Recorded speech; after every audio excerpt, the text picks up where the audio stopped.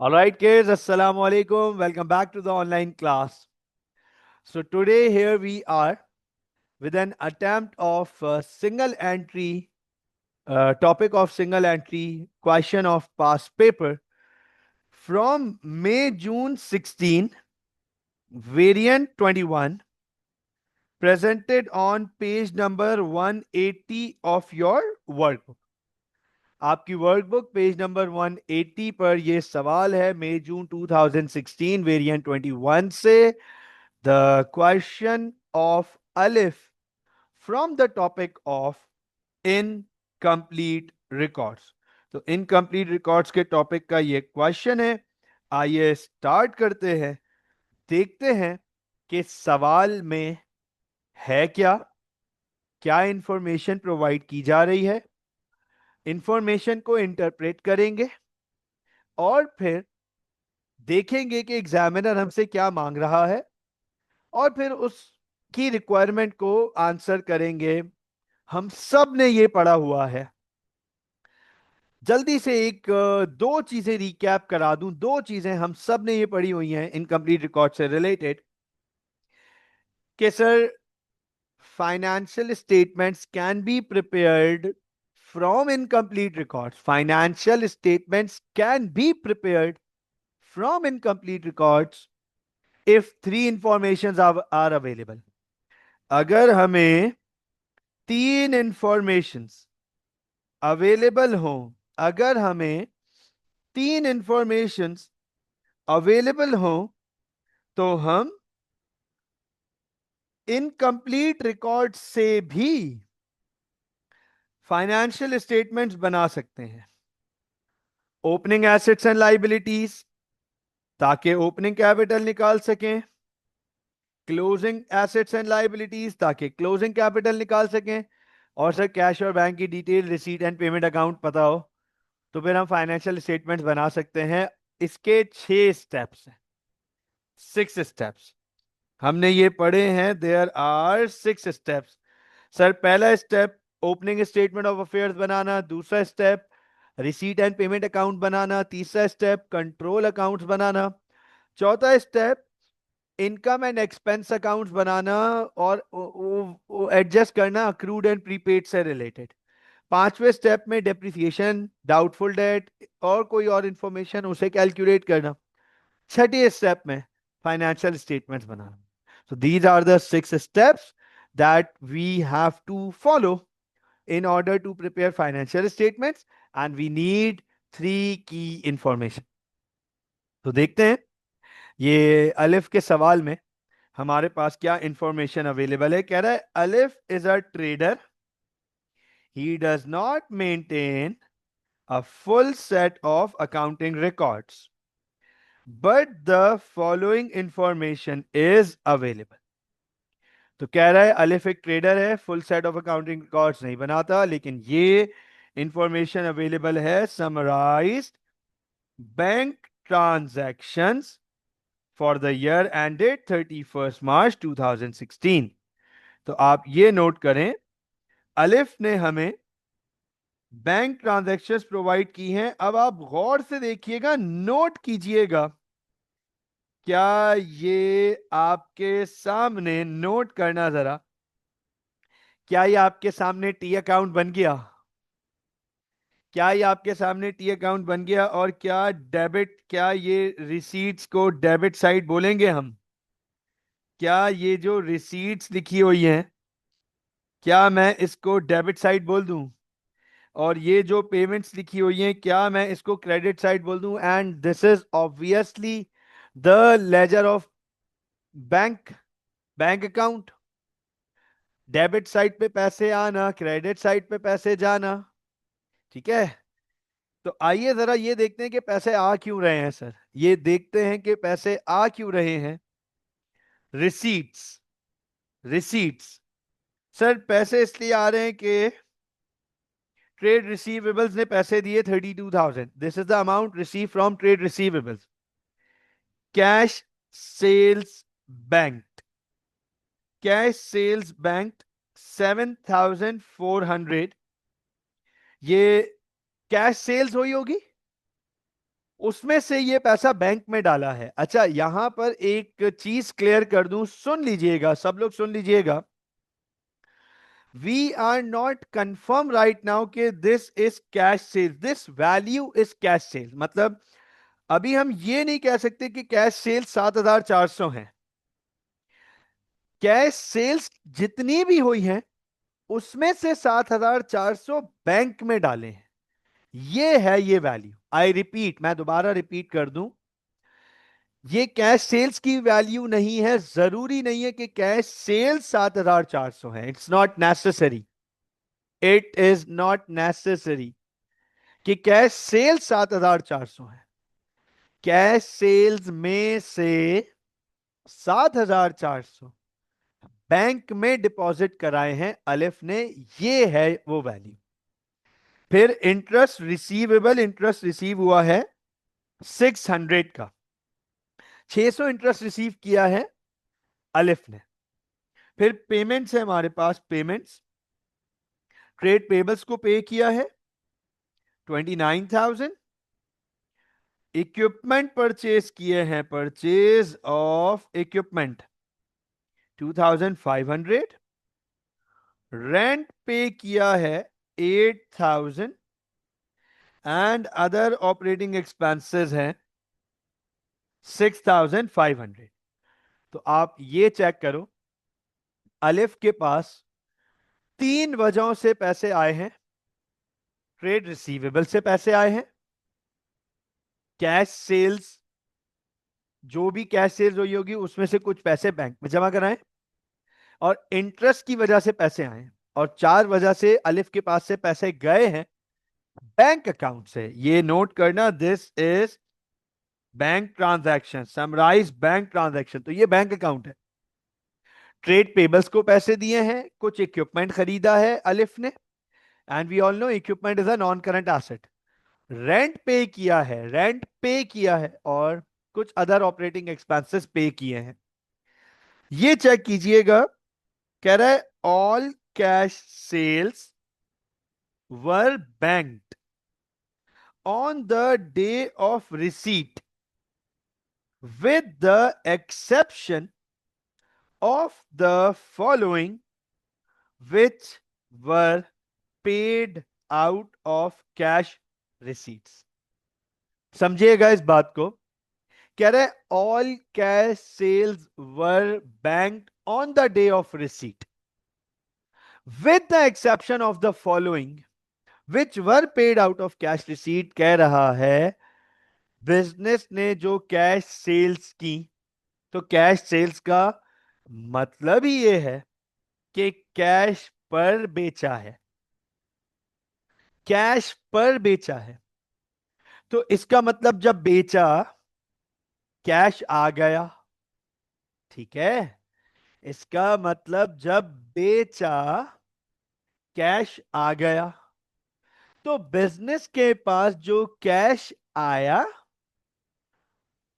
उसमें से पहले बिजनेस ने ये दो पेमेंट्स की हैं, ये दो चीजें की हैं। अलिफ ने वेजेस पे की हैं और ड्राइंग्स की हैं, मतलब अलिफ ने अपने लिए पैसे निकाले हैं।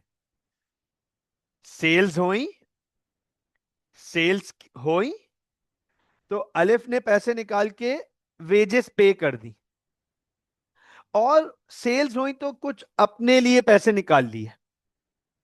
अब जो बच गए, बच गए 7,400, उन्हें बैंक में जमा करा दिया।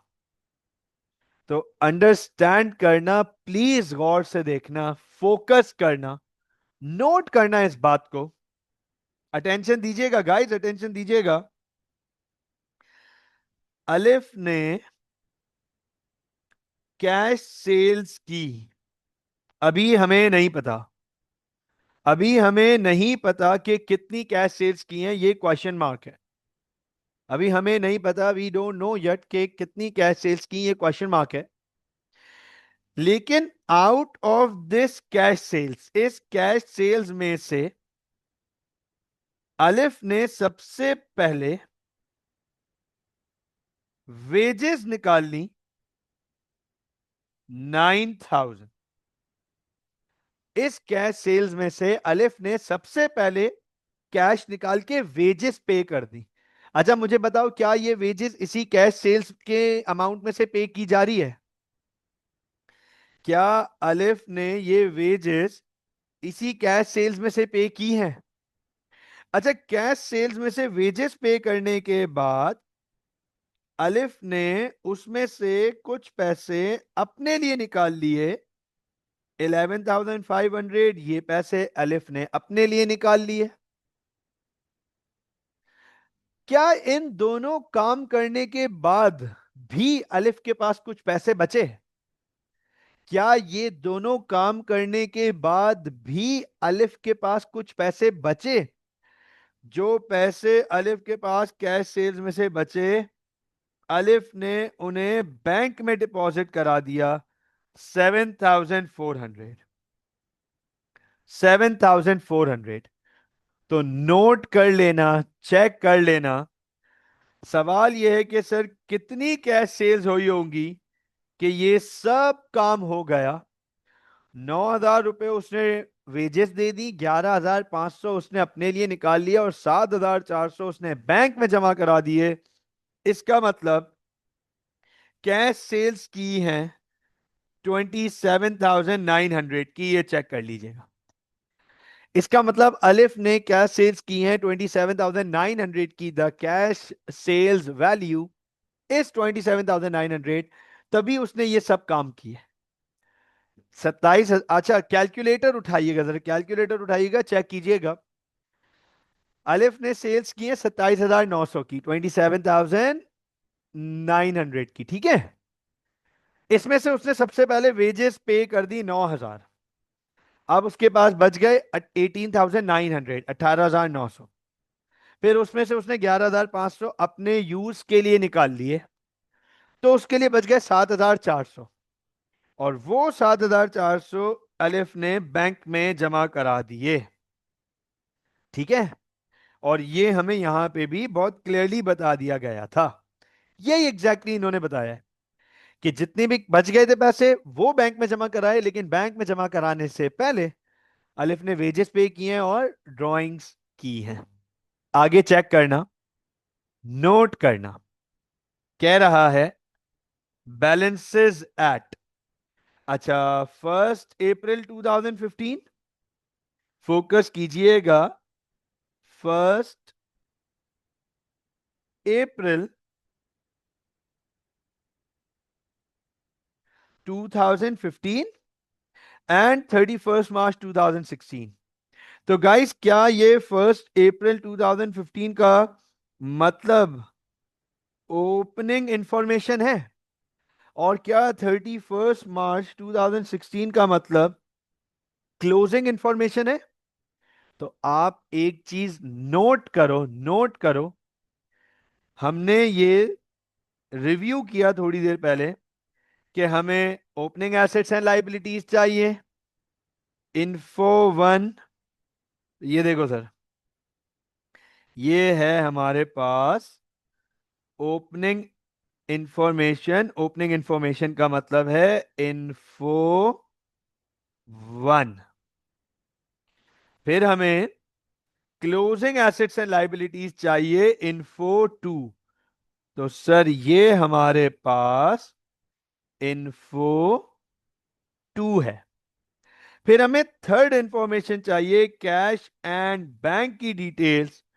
तो सर ये रहा हमारे पास receipt payment account, info three. ये चेक कीजिएगा, इन्फो थ्री। तो अब तीनों इंफॉर्मेशन जो हमें चाहिए होती हैं वो हमारे पास अवेलेबल है। मैं आपके सामने जरा इन्फो वन ओपनिंग और इन्फो टू क्लोजिंग को डिटेल में पढ़ रहा हूं। इक्विपमेंट नेट बुक वैल्यू, साल के शुरू में ये नेट बुक वैल्यू, साल के एंड में ये नेट बुक वैल्यू, ठीक है सर। फिर inventory, opening inventory, closing inventory. उसके बाद trade receivables, opening trade receivables, closing trade receivables, ठीक है। फिर trade payables, opening trade payables, closing trade payables, okay. उसके बाद वेजेस ओइंग। तो अब आप ये चेक करो, अंडरस्टैंड करना, फोकस करना। वेजेस ओइंग, सर जाहिर सी बात है हमें ये ओपनिंग और क्लोजिंग इन्फो में ना एक काम अभी करना है। हमें इनको आइडेंटिफाई करना है कि इनमें से एसेट्स कौन से हैं और लाइबिलिटीज कौन से हैं। जैसे इक्विपमेंट है ना, इक्विपमेंट ये एसेट है, और इन्वेंट्री जो है ये एसेट है, और ट्रेड रिसीवेबल्स जो है ये भी एसेट है, और ट्रेड पेबल्स जो है ये लाइबिलिटी है। अब सवाल ये आ जाता है कि सर वेजेस ओइंग क्या है, what is wages owing. Sir what is wages owing, ये क्या है वेजेस ओइंग, तो सुन लीजिएगा, अटेंशन दीजिएगा। वेजेस हमने पे की है, वेजेस पेड, इसका मतलब वेजेस एक्सपेंस है। आई रिपीट, वेजेस हमने पे की हैं, इसका मतलब वेजेस एक्सपेंस है, और एक्सपेंस ओइंग का मतलब है ये लाइबिलिटी है सर, ये लाइबिलिटी है। This is liability, wages owing ये लाइबिलिटी है। साल के शुरू में भी लाइबिलिटी है, और साल के आखिर में एंड में भी लाइबिलिटी है। इसके बाद रेंट प्रीपेड। अब अंडरस्टैंड करना इस बात को, फोकस करना, रेंट प्रीपेड, फोकस करना इस बात को। सर रेंट आमतौर पे ना, जैसे ही आपसे मैं पूछूंगा रेंट प्रीपेड, तो आप बोलोगे सर रेंट ज्यादा दे दिया हमने। लेकिन ये कहाँ गारंटी है कि रेंट हमारा एक्सपेंस था हमने दिया है, रेंट हमारी इनकम भी तो हो सकता है। ये भी तो हो सकता है कि रेंट हमें मिल गया हो एडवांस में। बोलो भाई, हो सकता है ना कि रेंट हमें एडवांस में मिल चुका हो, मिल गया हो या मिल रहा हो। तो आपने ये देखना होता है कि रेंट आप रिसीव कर रहे हो या पे कर रहे हो। तो आप देखो रेंट आपको पेमेंट साइट पे मिल रहा है, आप चेक करें, रेंट आपको पेमेंट साइट पे नजर आ रहा है, इसका मतलब रेंट एक्सपेंस है। रेंट हम रेंट हम पे कर रहे हैं, रेंट हम पे कर रहे हैं, एक्सपेंस है, इसलिए ज्यादा पे कर दिया तो ये एसेट बन गया। रेंट हमने ज्यादा पे कर दिया, एसेट बन गया हमारा।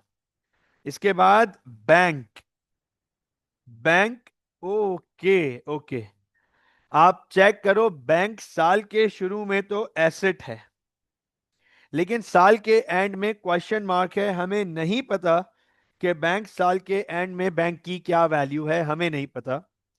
और कैपिटल, ऑल राइट, अच्छा ओपनिंग कैपिटल हमें प्रोवाइड कर दिया गया है, क्लोजिंग कैपिटल हमें नहीं पता, क्वेश्चन मार्क है।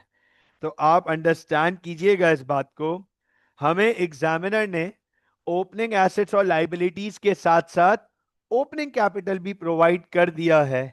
इसका मतलब पता है क्या है, इसका मतलब ये कि हमें पहला स्टेप नहीं करना पड़ेगा, हमें फर्स्ट स्टेप नहीं करना पड़ेगा, क्योंकि फर्स्ट स्टेप का मकसद ही ओपनिंग कैपिटल निकालना होता है। तो ये देखो, ओपनिंग कैपिटल तो ओपनिंग कैपिटल तो हमें ऑलरेडी प्रोवाइड कर दिया है, तो हमें स्टेप नंबर 1 नहीं करना पड़ेगा। अच्छा मजे की बात, हमें स्टेप नंबर 2 भी नहीं करना पड़ेगा। हमें स्टेप नंबर 2 इसलिए नहीं करना पड़ेगा क्योंकि स्टेप नंबर 2 में रिसीट एंड पेमेंट अकाउंट मांग रहा है, और हमें बैंक अकाउंट ऑलरेडी प्रोवाइड कर दिया है, बस इसमें एक अमेंडमेंट, एक एडजस्टमेंट है, वो करनी है और बैंक का क्लोजिंग निकालना है। ये इंपॉर्टेंट है बैंक का क्लोजिंग। तो ये इंफॉर्मेशन है हमारे सामने। मुझे बताएं क्या यहां तक सारी इंफॉर्मेशन क्लियर है? Yes please.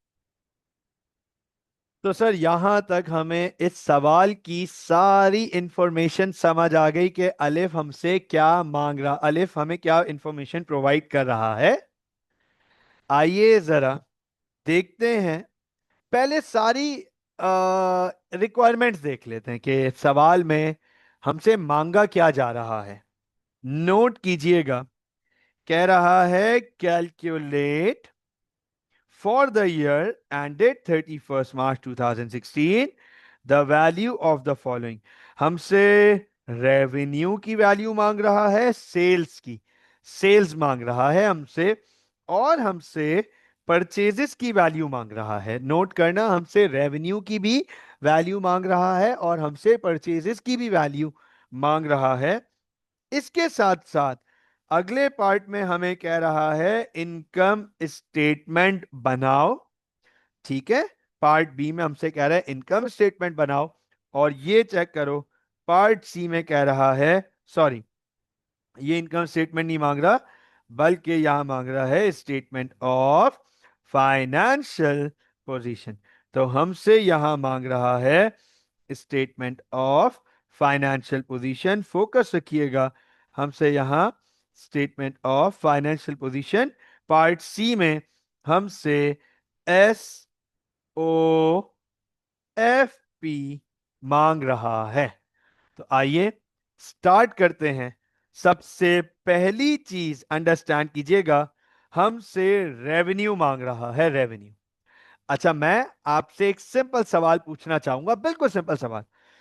मुझे ये बताओ, यहां ये कैश सेल्स मांग रहा है या क्रेडिट सेल्स मांग रहा है? ये जो पार्ट A1 में रेवेन्यू लिखा है, रेवेन्यू, यहां अलिफ हमसे कैश सेल्स मांग रहा है या क्रेडिट सेल्स मांग रहा है? तो सुन लीजिएगा सर, यहां हमसे टोटल सेल्स मांग रहा है, टोटल, दोनों। Revenue is equal to, revenue is equal to cash sales plus credit sales. हमसे दोनों सेल्स का बोल रहा है, उसने ये नहीं बोला कैश सेल्स की सिर्फ वर्किंग दो, ना ही उसने सिर्फ ये, ना ही उसने ये बोला कि सिर्फ क्रेडिट सेल्स की वर्किंग दो, बिल्कुल भी नहीं। उसने बोला रेवेन्यू की वर्किंग करके दो, सेल्स की। तो सेल्स में हमें कैश सेल्स की भी वैल्यू देनी है और क्रेडिट सेल्स की भी। तो ये चेक करना, कैश सेल्स पे तो वर्किंग हम कर चुके हैं, कैश सेल्स पे तो हम वर्किंग कर चुके हैं। 27,900 कैश सेल्स की तो वर्किंग हम कर चुके हैं, ये लीजिए 27,900। क्रेडिट सेल्स के लिए चेक कीजिएगा, क्रेडिट सेल्स के लिए मुझे यहां पर SLCA बनाना पड़ेगा। ठीक है ना, SLCA बनाना पड़ेगा। हम सबको पता है कि सर SLCA ट्रेड रिसीवेबल का अकाउंट होता है, हम सबको इस बारे में पता है कि सर SLCA जो है वो ट्रेड रिसीवेबल का अकाउंट होता है। तो नोट कीजिएगा, सबसे पहले बैलेंस ब्रॉट डाउन, सबसे पहले हमारे पास SLCA में बैलेंस ब्रॉट डाउन चेक कीजिएगा, नोट कीजिएगा। सर रिसीवेबल्स का ओपनिंग 17,600, 17,600 रिसीवेबल्स का ओपनिंग। उसके बाद हमारे पास बैलेंस कैरी डाउन, रिसीवेबल्स का क्लोजिंग, रिसीवेबल्स का क्लोजिंग 18,350, 18,350, ये लीजिए 18,350, ये रिसीवेबल्स का क्लोजिंग। अब रिसीवेबल से रिलेटेड हमारे पास एक इंफॉर्मेशन यहां पर है, रिसीवेबल से पैसे मिले, रिसीवेबल से पैसे मिले तो बैंक डेबिट, रिसीवेबल क्रेडिट। 32,000 ये बैंक में पैसे आए रिसीवेबल्स की वजह से, रिसीवेबल्स की वजह से ये पैसे बैंक में आए। तो नोट कीजिएगा, इसके अलावा है ना, आप चेक कर लो, आप चेक कर लें, इसके अलावा हमारे पास ट्रेड रिसीवेबल्स की कोई और इंफॉर्मेशन नहीं है। We don't have any other information other than this. इसके अलावा ट्रेड रिसीवेबल की कोई और इंफॉर्मेशन, ट्रेड रिसीवेबल की कोई और इंफॉर्मेशन नहीं है। तो क्रेडिट साइड ग्रेटर है, मैं क्रेडिट साइड को टोटल कर रहा हूं, 50,350, 50,350 माइनस करूंगा, 50,350 माइनस 17,600, तो नोट कीजिएगा 32,750। सर ये आ गई सेल्स, और ऑब्वियसली ये क्रेडिट सेल्स हैं, तो नोट कीजिएगा क्रेडिट सेल्स की वैल्यू आ गई हमारे पास 32,750। ऐड करेंगे तो सर टोटल सेल्स आ गई हमारे पास, टोटल सेल्स आ गई या टोटल रेवेन्यू आ गया हमारे पास 60,650, 60,650। ये हमारे पास आंसर आ गया। आप चेक करें, हमने क्रेडिट सेल्स भी निकाल ली और कैश सेल्स पे हम वैसे ही काम कर चुके थे। We are done with part A1। आगे देखो पार्ट A2 में परचेजेस मांग रहा है हमसे। क्या मांग रहा है? परचेजेस। अच्छा, अब अंडरस्टैंड करना, हमें पता है, हमने पढ़ा है कि सर परचेजेस के लिए हमें नोट करना, हमें पीएलसीए बनाना पड़ेगा, पीएलसीए।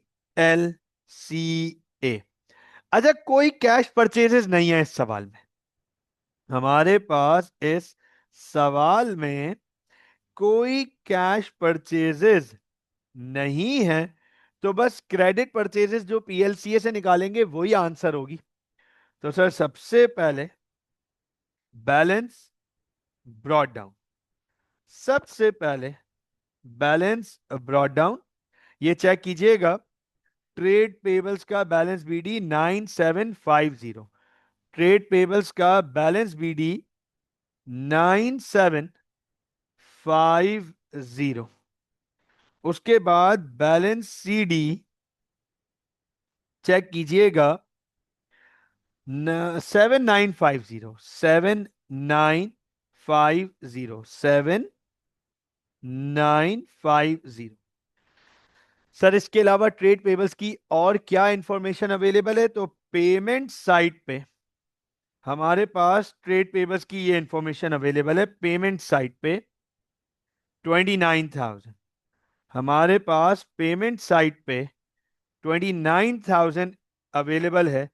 हमने 29,000 पे किए हैं ट्रेड पेबल्स को, तो पेबल को पेमेंट दे दी, लाइबिलिटी कम हो गई, ट्रेड पेबल को डेबिट रिकॉर्ड करेंगे। अब आप चेक करो, टोटल करते हैं, इसके अलावा ट्रेड पेबल की कोई और इंफॉर्मेशन नहीं अवेलेबल, इसके अलावा हमारे पास ट्रेड पेबल की कोई और इंफॉर्मेशन अवेलेबल नहीं है। तो डेबिट साइड 29,000 प्लस 7,950, ये हो गया हमारे पास 36,950। चेक कीजिएगा, ये हो गया हमारे पास 36,000, 36,950, 36,950। ओके, अब हम बैलेंस सीडी ओ ये बैलेंस बीडी से एडजस्ट करेंगे 36,950 को, -9750। सर 27,200 की हमारे पास आ गई परचेजेस, एंड ऑब्वियसली ये क्रेडिट परचेजेस है बस, लेकिन यही परचेजेस है हमारे पास। मुझे ये बताएं, क्या ये कंट्रोल अकाउंट के थ्रू पार्ट ए समझ आया? Yes please. तो सर यहां तक सारी बात समझ आ गई है, पार्ट ए बिल्कुल क्लियर हो चुका है। आगे चलते हैं पार्ट बी पे। पार्ट बी में मांग रहा है इनकम स्टेटमेंट। सुन लीजिएगा, हम इनकम स्टेटमेंट अभी डायरेक्ट अटेम्प्ट नहीं कर सकते। करेंगे, कर सकते हैं, लेकिन स्पीड ब्रेकर्स आ जाएंगे बीच बीच में, क्योंकि इनकम स्टेटमेंट की सारी इंफॉर्मेशन अभी रेडी नहीं हुई है।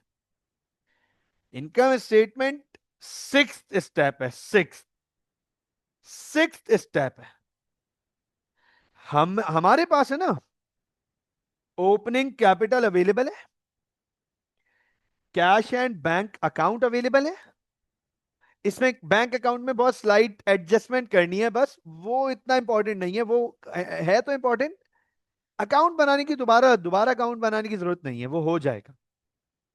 और अभी अभी हमने एसएलसी और पीएलसीए बनाया है, अभी अभी रीसेंट। इसका मतलब सर अभी है ना स्टेप नंबर 4 और 5 रहते हैं। स्टेप नंबर 4 और स्टेप नंबर 5 अभी रहते हैं। जब तक ये दो स्टेप पूरे नहीं होंगे, हम इनकम स्टेटमेंट आईएस पे नहीं जा सकते और एसओएफपी पे नहीं जाएंगे।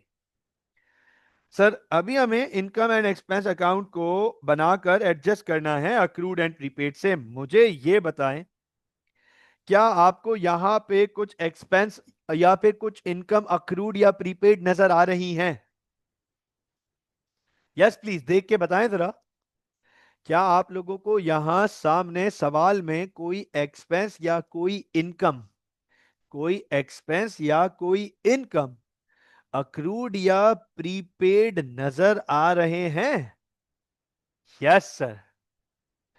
हाँ वेरी गुड अब्दुल्ला, अब्दुल्ला आपने बिल्कुल ठीक, शायान बिल्कुल ठीक, गौर से सुनिएगा। सर दो दो चीजें एडजस्ट करनी पड़ेंगी, दो चीजें। एक रेंट और दूसरा वेजेस। ठीक है ना? एक हमें रेंट को एडजस्ट करना पड़ेगा और एक वेजेस को भी एडजस्ट करना पड़ेगा, क्योंकि सर वेजेस भी तो ओइंग है, इसके अलावा कोई और नहीं है। तो इसका मतलब सुनो, मुझे यहां आपके सामने दो अकाउंट्स बनाने हैं, दो अकाउंट्स। आई रिपीट, मुझे यहां आपके सामने दो अकाउंट्स बनाने हैं। मैं एक काम ये करता हूं, एक अकाउंट यहां बनाऊंगा और एक अकाउंट यहां बनाऊंगा। चेक कीजिएगा, मुझे यहां आपके सामने दो अकाउंट्स बनाने हैं। फोकस कीजिएगा, नोट कीजिएगा, अटेंशन दीजिएगा। मुझे आपके सामने दो अकाउंट्स बनाने हैं। कौन कौन से? गौर से देखिएगा। सर सबसे पहला अकाउंट जो मैं आपके सामने बनाऊंगा,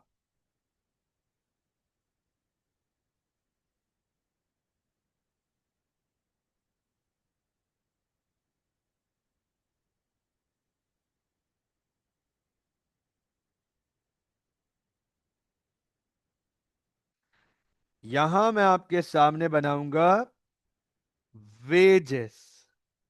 अच्छा, ये बताओ मुझे जल्दी से, वेजेस एक्सपेंस है या इनकम है? ये बताएं मुझे जल्दी से, वेजेस एक्सपेंस है या इनकम है? Yes please. वेजेस एक्सपेंस है, नोट कीजिएगा, वेजेस एक्सपेंस।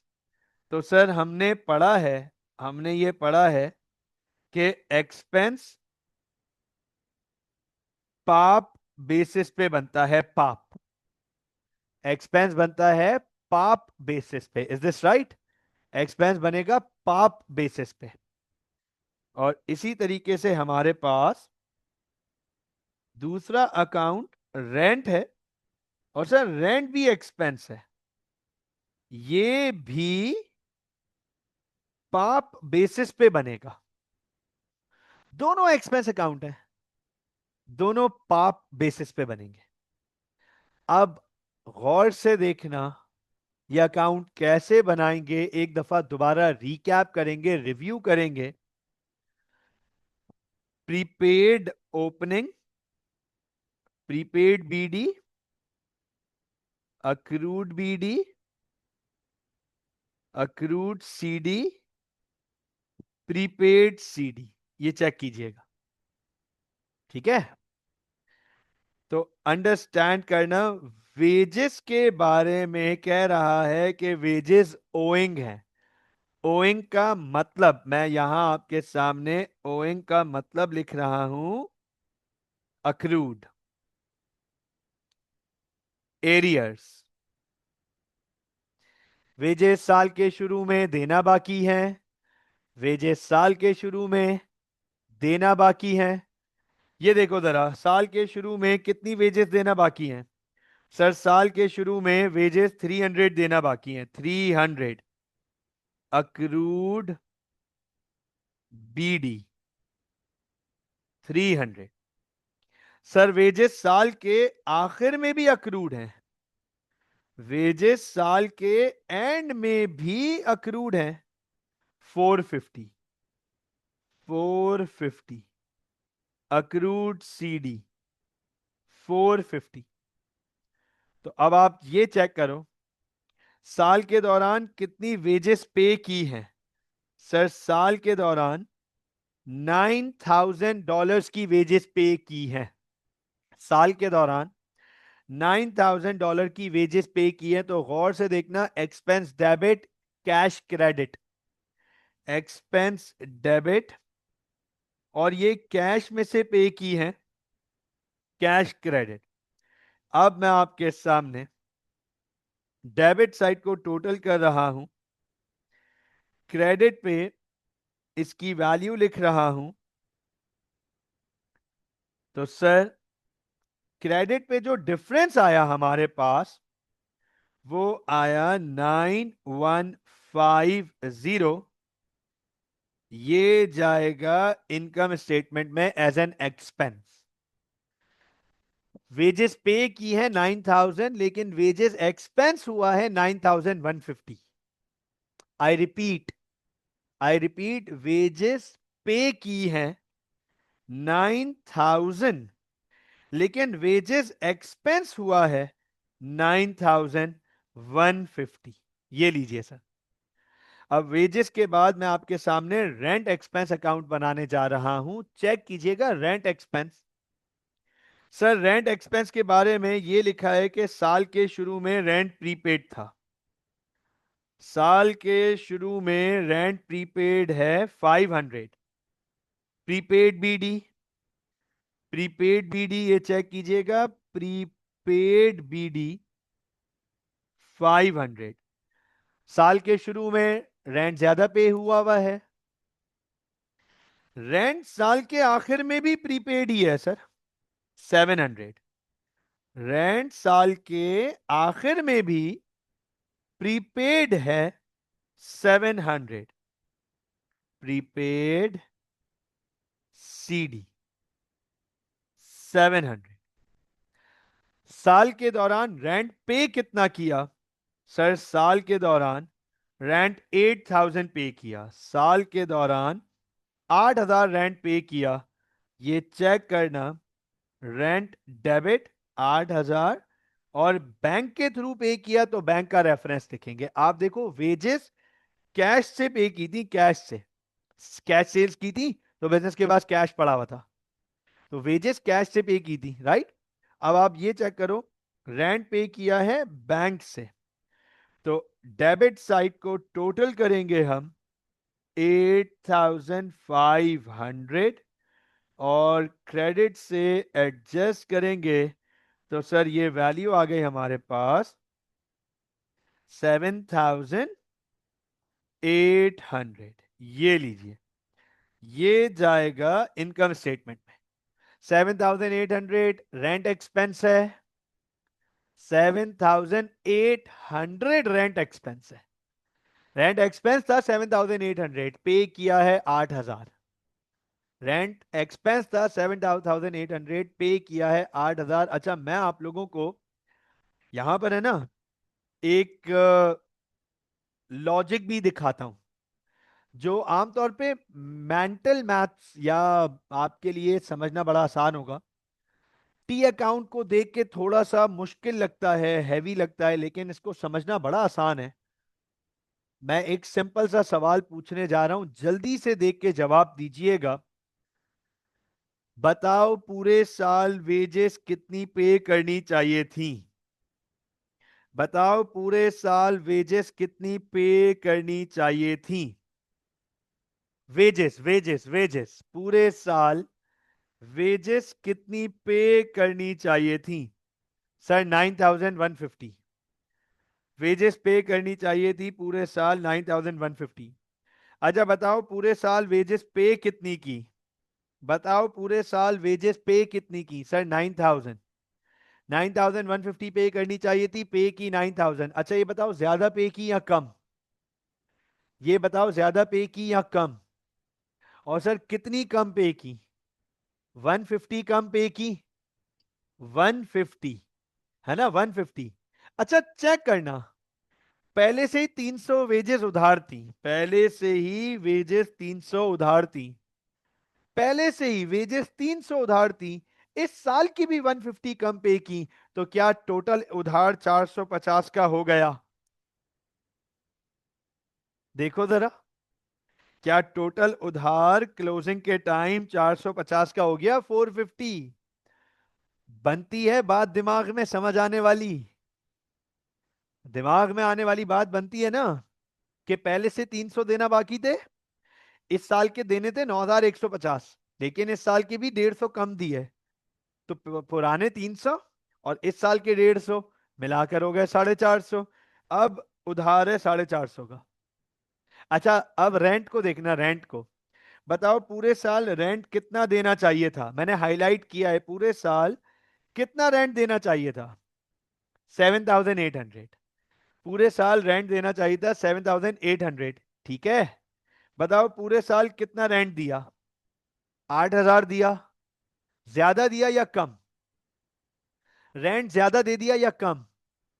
सर 200 ज्यादा दे दिया, रेंट 200 ज्यादा दे दिया। रेंट पहले से 500 रुपए ज्यादा दिया हुआ था हमने, पहले से साल के शुरू में भी हमने ज्यादा दिया हुआ था, और इस साल फिर ज्यादा दे दिया, तो पुराने 500 और इस साल के 200, टोटल 700 ज्यादा दिए हुए हमने रेंट। देखो जरा, रेंट प्रीपेड सीडी 700, 700 रुपए ज्यादा दे दिए हमने रेंट के अब तक। 500 पिछले साल के भी बच गए थे हमने, वो भी ज्यादा दिए हुए थे, और 200 इस साल भी हमने ज्यादा दे दिए। तो आप देखें कितनी लॉजिकल बात है जो लेजर अकाउंट में सामने आपके मौजूद है। मुझे बताएं, is this clear? Yes please. तो सर यहां तक हमने अपना स्टेप नंबर 4 डन कर लिया, ये चेक कीजिएगा, we are done with step number 4। ठीक है, अब हम स्टेप नंबर 5 पे वर्किंग करने जा रहे हैं। प्रोविजन फॉर डाउटफुल डेट्स तो नहीं है, कोई बात ही नहीं हो रही, लेकिन हमने ये पढ़ा है कि सर डेप्रिसिएशन हो सकती है, रीवैल्यूएशन मेथड के थ्रू निकालेंगे, रीवैल्यूएशन मेथड के थ्रू। आइए जरा मैं आपके सामने प्रोविजन फॉर डेप्रिसिएशन की ना वर्किंग यहां करने लगा हूं, यहां पे मैं आपके सामने प्रोविजन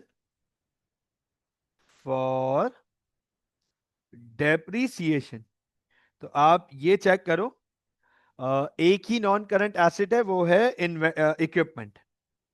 ठीक है बच्चों, एक ही नॉन करंट एसेट है और वो है इक्विपमेंट, दैट इज इक्विपमेंट। एक ही नॉन करंट एसेट है, इक्विपमेंट।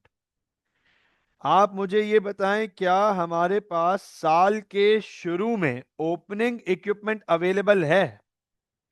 क्या हमारे पास साल के शुरू में ओपनिंग इक्विपमेंट की वैल्यू अवेलेबल है? ओपनिंग 11,000, ठीक है, साल के शुरू में ओपनिंग ओपनिंग इक्विपमेंट 11,000। मुझे ये बताओ, क्या साल के दौरान हमने कोई इक्विपमेंट खरीदा? यस सर, साल के दौरान हमने इक्विपमेंट खरीदा 2500 का, साल के दौरान हमने 2500 का इक्विपमेंट खरीदा है। क्या हमने साल के दौरान कोई इक्विपमेंट बेचा? क्या हमने साल के दौरान कोई इक्विपमेंट बेचा? नहीं सर, कोई इक्विपमेंट नहीं बेचा। आप देखो इक्विपमेंट के से रिलेटेड रिसीट्स में पैसों का कोई जिक्र नहीं है, कोई बात नहीं कर रहा, कोई तस्करा नहीं है कि पैसे आ रहे हैं। इक्विपमेंट के से रिलेटेड कुछ बेचा बेचा नहीं है, इसका मतलब कोई इक्विपमेंट हमने नहीं बेचा। आप ये चेक करो, इक्विपमेंट की वैल्यू होनी चाहिए हमारे पास 13,500। इक्विपमेंट की वैल्यू होनी चाहिए हमारे पास 13,500, 13,500। लेकिन अलिफ के हिसाब से, अलिफ के हिसाब से इक्विपमेंट की वैल्यू तो 10,500 बन रही है। 10,500। तो यार ये 3,000 कहां गए? ये 3,000 डेप्रीशिएट हो गए। ये देखो जरा, दिस इज रीवैल्यूएशन मेथड। साल के शुरू में इक्विपमेंट की वैल्यू थी 11,000। 2,500 रुपए के 2,500 के इक्विपमेंट अलिफ ने साल के दौरान और खरीदे, तो इक्विपमेंट की वैल्यू बननी चाहिए 13,500। बट अलिफ इज सेइंग के equipment are valued at 10,500 by the end of the year, जबकि वैल्यू 13,500 होनी चाहिए। तो वो 3,000 कहां गए? The equipment has lost the value, depreciation 3,000। अब आप देखें, आपके सामने सारी चीजें रेडी हैं, हर इंफॉर्मेशन रेडी है। मैं आपके सामने आईएस अटैम्प्ट करने जा रहा हूं, अब इनकम स्टेटमेंट अटैम्प्ट करने जा रहा हूं, और आप देखेंगे कि sir income statement will be made like this. इतने आसानी से इनकम स्टेटमेंट बनेगी हमारी, क्योंकि पता है क्यों? क्योंकि सारी इंफॉर्मेशन रेडी है, सारी इंफॉर्मेशन रेडी है। ये चेक कीजिएगा, गौर से देखिएगा। सबसे पहले रेवेन्यू, तो सर रेवेन्यू में हमारे पास ये रहा रेवेन्यू 60,650। मेहनत कर चुके हैं हम सारी, 60,650। ठीक है, लेस करेंगे कॉस्ट ऑफ सेल्स। तो सर कॉस्ट ऑफ सेल्स में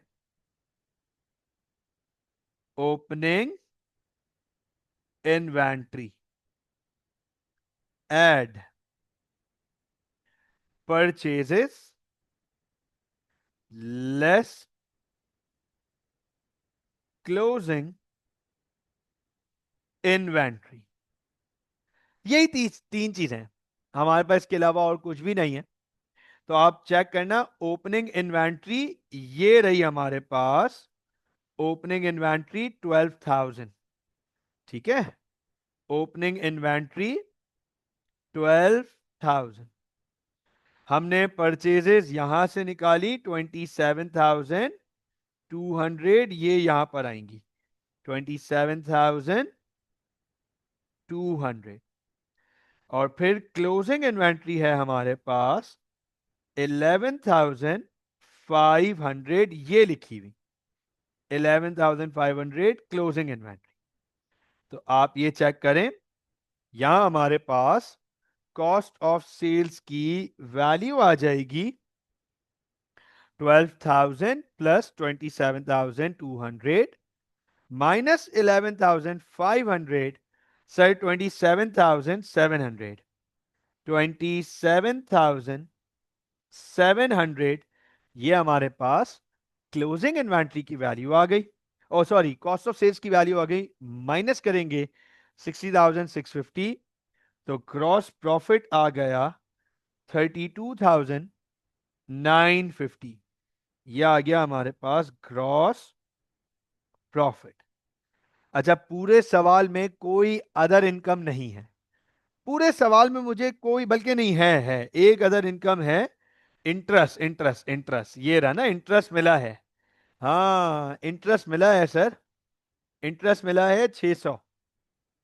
इंटरेस्ट मिला है 600, तो ये अदर इनकम है ना। नोट कीजिएगा, ऐड अदर इनकम। ऐड, तो अदर इनकम नहीं लिख रहा, डायरेक्ट लिख रहा हूं, ऐड इंटरेस्ट इनकम। तो सर 600 की हमारे पास इंटरेस्ट इनकम है।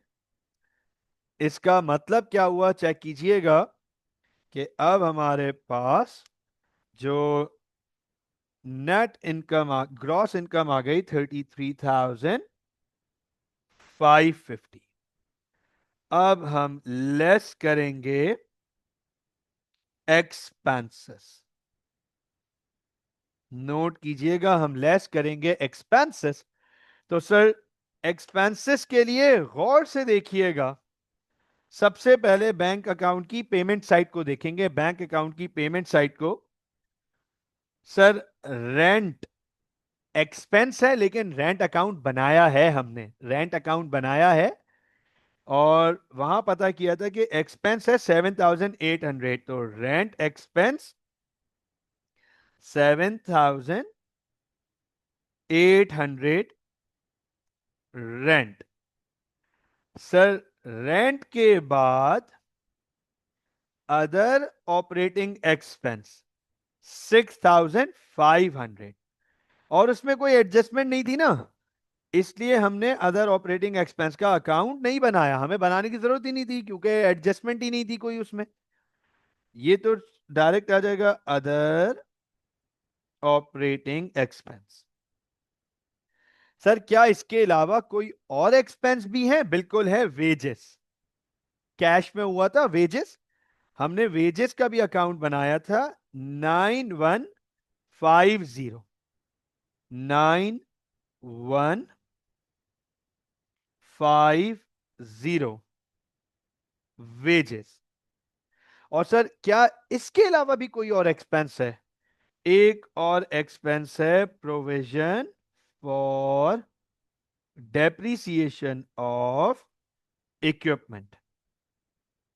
हमारे पास इक्विपमेंट की डेप्रीसिएशन है 3,000, ये हमने यहां निकाली थी 3,000। चेक कीजिएगा।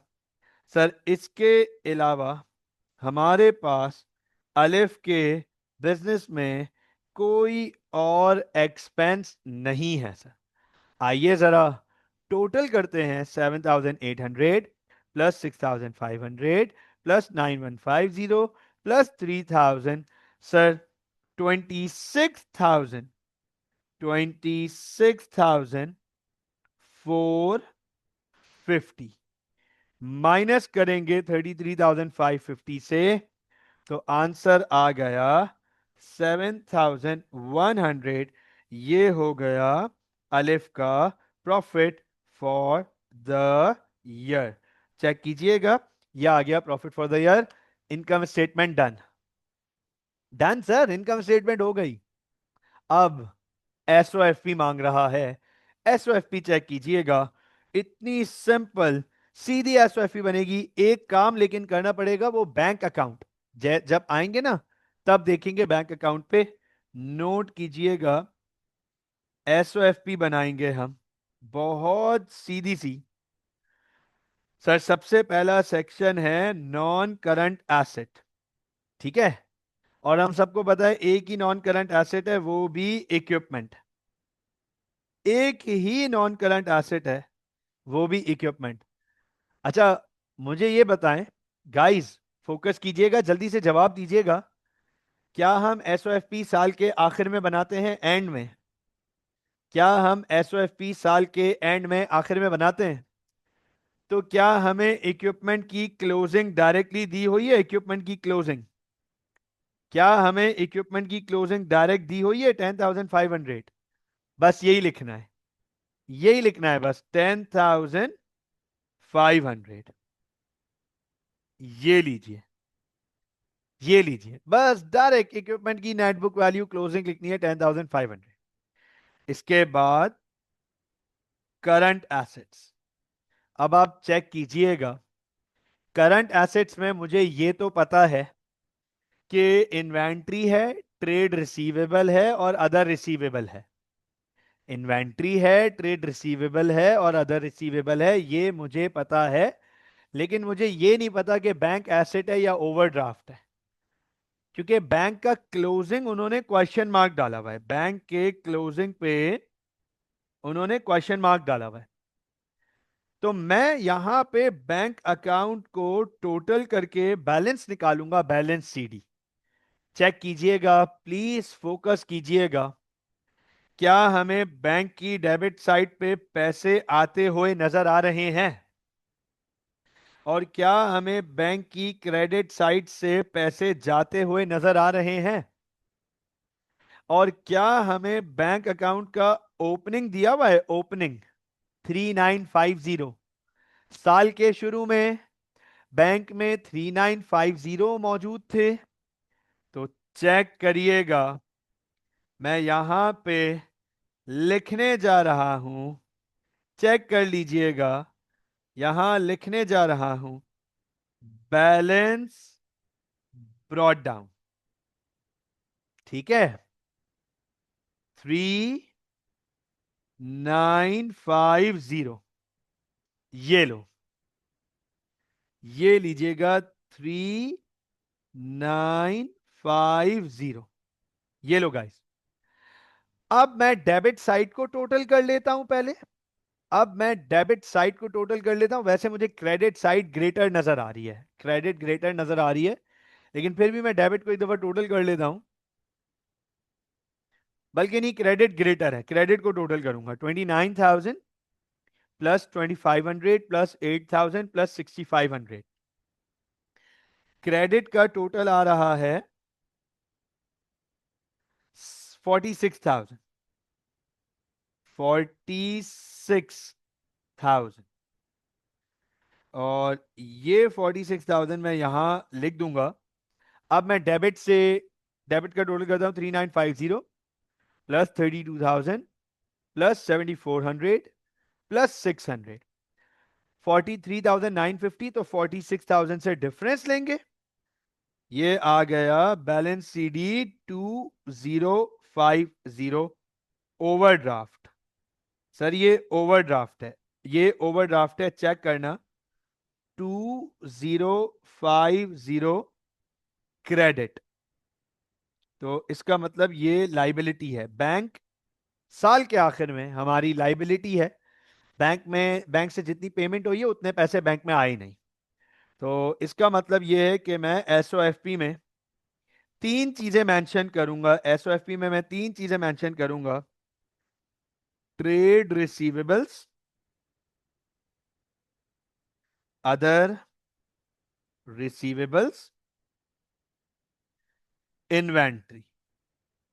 तो trade receivable closing, trade receivable closing, ये चेक कीजिएगा 18,350। Trade receivables closing 18,350, 18,350।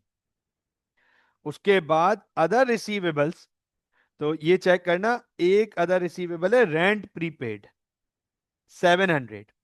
रेंट ज्यादा पे कर चुके हैं, सर्विस मिलना बाकी है, तो सर्विस मिलना बाकी है, रिसीवेबल 700।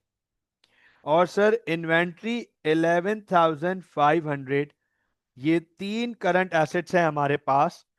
18,350 plus 700 plus 11,500, 30,550। ये हमारे पास टोटल करंट एसेट्स आ गए। 10,500 ऐड करेंगे तो हमारे पास 41,050, ये आ जाएंगे हमारे पास टोटल एसेट्स। ये लीजिए sir, total assets. Now last part, equity and liabilities. तो सर सबसे पहले इक्विटी पे काम करेंगे। Opening capital, add profit, less drawings, तो क्लोजिंग कैपिटल मिल जाएगा। अब आप देखो ओपनिंग कैपिटल हमें सवाल में ऑलरेडी दिया हुआ है 35,000। नहीं दिया होता ना तो स्टेप नंबर 1 करना पड़ता और निकालना पड़ता। इस सवाल में दिया हुआ, हो सकता है आगे सवाल ऐसे हो जहां ओपनिंग कैपिटल नहीं दिया हुआ हो, तो निकालना पड़ेगा। 35,000, ये चेक करें, ओपनिंग कैपिटल 35,000, ठीक है। ऐड करेंगे प्रॉफिट, प्रॉफिट 7,100, 7,100। और ड्राइंग्स है हमारे पास, वो कैश सेल्स में से उसने पैसे निकाले थे अपने यूज के लिए 11,500 ड्राइंग्स। तो सर 11,500 की ड्राइंग्स भी हैं हमारे पास, माइनस करेंगे तो 35,000 plus 7,100 minus 11,500, sir closing capital आ गया 30,600। कोई लोन तो है नहीं, कोई लोन हमें नजर तो आया नहीं। करंट लाइबिलिटी, कोई लॉन्ग टर्म लाइबिलिटी तो नजर नहीं आई। करंट लाइबिलिटी, तो सर करंट लाइबिलिटी में bank, overdraft, trade payables, other payables. Bank overdraft की वैल्यू हमने अभी निकाली 2050, चेक कीजिएगा 2050 बैंक ओवरड्राफ्ट, ठीक है। ट्रेड पेबल्स की वैल्यू हमारे पास ये रहे, ट्रेड पेबल्स 7,950, 7,950। और एक अदर पेबल है, उधार है एक वेजेस का, वो देना बाकी है साल के आखिर में 450, 450 साल के आखिर में वेजेस देना बाकी है। चेक कीजिएगा, मैं आपके सामने लाइबिलिटीज को टोटल करने लगा हूं। 2050 प्लस 7,950 प्लस 450, 10,450 प्लस 30,600, सर 41,050, 41,050। आप मुझे ये बताएं, क्या ये दोनों बैलेंस हो गए? क्या ये इनकम्प्लीट रिकॉर्ड्स का क्वेश्चन क्लियर हो गया? देखें जरा, जो सवाल एपरेटली अनसॉल्वेबल लगे, आप देखें हमने तरीकों से, स्टेप्स फॉलो करते हुए इनकम्प्लीट रिकॉर्ड से, इनकम्प्लीट रिकॉर्ड से हमने फाइनेंशियल स्टेटमेंट्स ना सिर्फ बनाए, बैलेंस किए। मुझे बताएं, is this clear? Yes please.